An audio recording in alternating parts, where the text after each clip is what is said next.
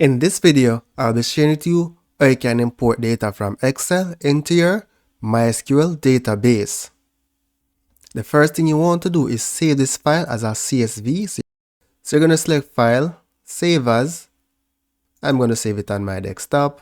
And then instead of Save as Excel workbook, you're going to choose CSV, delimited, and then select Save. Select Yes. Let's minimize and go to Workbench. So here I have my demo schema. Let's refresh tables, refresh all. So as you can see, we don't have any tables at all. So you want to right click your database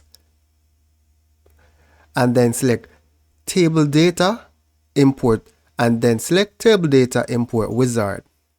Now you can browse for the CSV file that you just saved. So select Browse, select your CSV file, and then select Open. Select Next. If you have an existing table, you can select it. However, I'm going to be creating a new table in my demo database called Sample Data.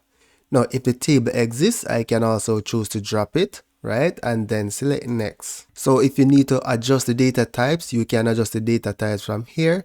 However, I'm going to keep the defaults. I accidentally changed some, so let me correct those. And once you're satisfied with the data, select Next, then select Next to continue, then select Next. So it's preparing the import and the data has been imported. Now the time it takes to import the data will be dependent on the size of your CSV file. So the import has been completed. It imported 847 records. Now let's select Finish. Now let's refresh tables. Now we can see the sample data.